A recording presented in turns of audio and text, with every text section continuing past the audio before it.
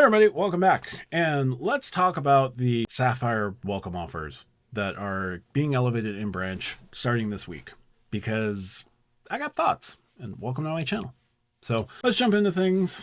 We're going to talk primarily about the Sapphire Preferred, because any chance I can to just highlight how bad this card is, I'm going to do it.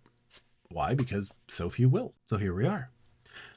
What do I mean? Well, the new welcome offer on the Sapphire Preferred and the Sapphire Reserve will be in branch and as follows. You'll get 75,000 points on $4,000 in spend on both cards.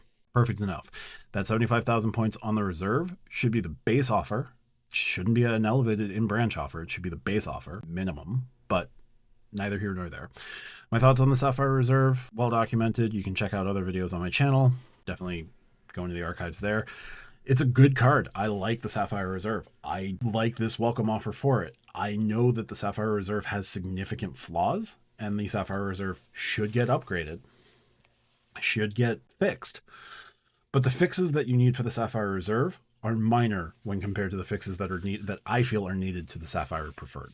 Why? Because the Sapphire Reserve should have some hotel status to meet the American Express Platinum card, should have more credits beyond the $300 travel credit. Keep that $300 travel credit because it is the best in the business. But additional credits for Lyft, additional credits for DoorDash, additional credits for Instacart, additional credits elsewhere so that folks don't have to feel bound to one of those three or all of those three, right? A general rideshare credit would be fine. Can't necessarily speak to a general food delivery credit, especially given Chase and DoorDash's relationship, but that'd be fine. I could live with that too. Just bump that $5 up to $10 or $15 a month and let it roll quarterly. People would stop kvetching about the coupon book, the lack of coupons in the coupon book of the Sapphire Reserve. Again, Sapphire Reserve doesn't need significant help. Needs tweaks. Needs to get fixed. And Chase absolutely should fix it. But it's nothing compared to the Sapphire Preferred. Now, I would also up the travel and dining multiplier on the Sapphire Reserve. I would like to see another multiplier put on that card, whether it's gas, whether it's mobile wallet, 2.5 times mobile wallet category on the Sapphire Reserve more than justifies the annual fee then, because it becomes your default everything card. But anyway, let's go back to the Sapphire Preferred, because 75,000 points on $4,000 in spend on that card. Also, really nice offer. Really good return. It's the back half of this offer that's annoying. I already don't like Chase doing the two-tier offers. The math barely maths on this back half of things. And it only really makes sense if you're going to significantly use the benefits associated with the card to make up for the fact that that back half is usually going to be lackluster. The worst two-tier offer in the Chase ecosystem is the World of Hyatt card. The next worst two-tier offer is, well, anything on this card, really, because let's talk about it. The back half of this offer is an additional $2,000 in spend, so bringing your total spend for the welcome offer combined to $6,000. You're only going to get an additional 10,000 points for that welcome offer, for that $2,000 in spend. Is there another travel card or another credit card from Chase or any issuer where 10,000 points on $2,000 in spend makes sense? Looking at Chase alone, $2,000 would be the 2/3 of the way to the welcome offer for the United Mileage Plus Explorer card. But that card's going to give you way more than 10,000 miles to hit that 3,000 spend. I think right now it is 50,000 miles for $3,000 in spend. If you go up the ladder to the Quest card, it's $4,000 in spend for 60,000 miles and premier qualifying points up to, I think, 500. That's better. Has to do another $2,000 in spend in 3 months, but that'd be worth it. I went online and went incognito and found a special offer for the Hilton Honors card, not the Surpass, not the Aspire, the regular Hilton Honors card in incognito on the American Express website. I found 95,000 Hilton points for $2,000 in spend. Would you rather have 10,000 ultimate reward points, as powerful as they are, it's about $100, or 95,000 Hilton points? I would take the Hilton points. Same incognito browser, up to the Surpass, $3,000 in spend, 150,000 Hilton points. Need I say more? I will, because let's go back to the no annual fee cards. From Chase alone, you spend $500, you get 20,000 ultimate reward points on the Freedom cards. You could get the Sapphire Preferred's welcome offer kicker of 10,000 points for $2,000. You could get both the Freedom Unlimited and the Freedom Flex, more points on half the spend.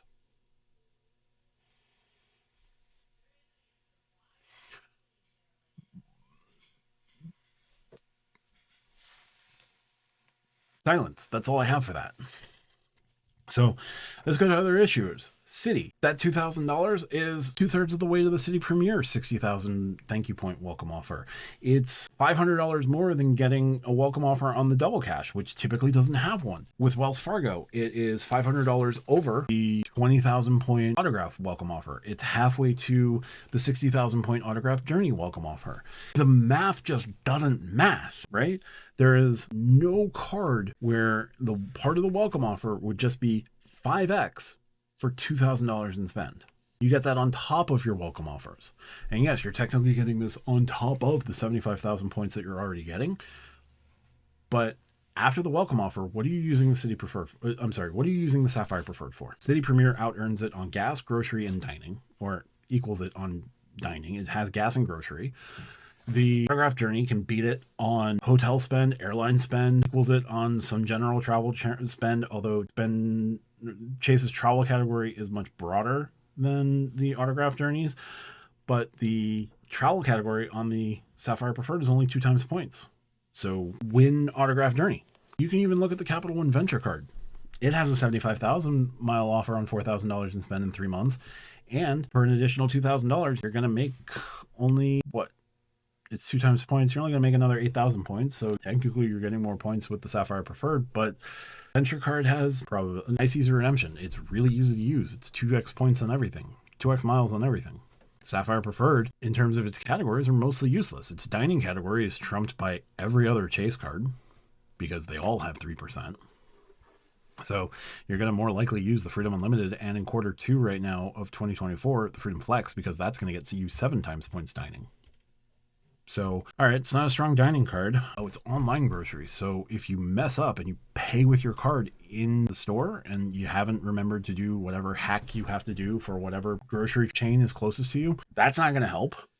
You could use the secret grocery category of using Dash Pass and buying your groceries that way from whoever and just paying through DoorDash and getting 3 times dining points. But that's not online grocery spend then. That's dining spend through DoorDash. That defeats the whole purpose of online grocery category. Are you really going to put all your streaming on that compared to some other cards? I don't know. I doubt it. And then you get your 10% of whatever points you earned back at the end of every anniversary year. 10% of nothing is nothing.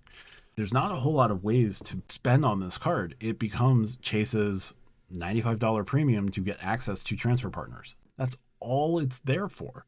It's not a good spending card. It's got good benefits, but you get all of those benefits and more by paying more for the Sapphire Reserve. The Sapphire Reserve has access to lounges, whether it's Chase's lounges or Priority Pass. Sapphire Reserve also has primary CDW, if that's a big thing for you, has access to all the transfer partners, has better earnings in the transfer portal, in the travel portal, if you need to book with points. What does the Sapphire Preferred give you after the welcome offer, aside from transfer partners? Nothing. So really, we should not be rewarding Chase for this mediocre card. I cannot hound enough how mediocre this card is. And highlight, if there was a $0 annual fee, Chase transfer capable credit card, no one would sign up for the Sapphire Preferred. Chase creates artificial scarcity with only allowing access to transfer partners by paying for the Sapphire Preferred instead of making a better credit card. Don't highlight this welcome offer as anything special. It's nice and elevated on the front half. That's cool, but the back half is terrible for a terrible card.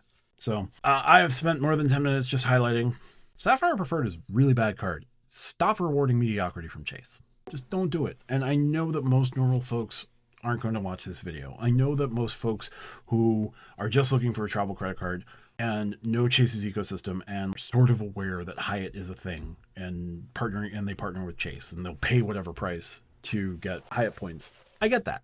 It's not great, but I get it.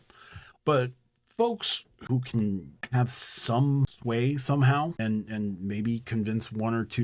If you can convince one or two people not to sign up for this card, that's one or two fewer signups. Maybe they can convince people not to sign up for this card, and then you could have that effect. It's not going to happen, obviously, but the only way Chase is going to start changing any of these cards is if things start affecting their bottom line. Now, it's more likely that the bottom line gets affected by Wells Fargo cards being better and getting better transfer partners, by Capital One offering better rewards, or Citi relaunching the Prestige card, or coming out with the once thought to be awesome Strata cards. I don't know. But Chase should not be rewarded for mediocrity. And Chase really should be revamping their cards. The only way you're going to see Chase revamp their cards is if people stop signing up for them. Now, quick aside before I log off of here. If you absolutely need access to transfer partners from Chase, and you don't have any other way to do it, and the Sapphire Preferred meets the singular box of giving you transfer partners for now, please get as many points as possible. Get the 75,000 points and then get the 85,000, right? But if you are on month 49 of getting your last Sapphire offer, don't reward Chase with signing up for this again. If you don't have immediate travel planned, but Chase is your best ecosystem for it, don't reward mediocrity, right? Definitely, and if you can stomach the annual fee get the Reserve. The Reserve is still a better card. But if you are in a place where you don't need to get access to Chase transfer partners, don't sign up for the Preferred. Actively don't sign up for that card and start the process of creating data that tells Chase, hey, there's less demand for the Preferred now than there was 2 years ago, than there was 3 years ago. What's going on here? Should we revamp the card? And get product managers at Chase going, yeah, maybe we should. But all right, I've droned on enough about this. And I know not a whole lot of folks have watched to the end here. I apologize for going for so long, but thank you so much for sticking with me. Thank you for watching. If you like what I do, hit the like and subscribe button. Please let me know how you think I'm wrong here, but that's going to do it for now. Thank you so much. Talk to you soon. Bye.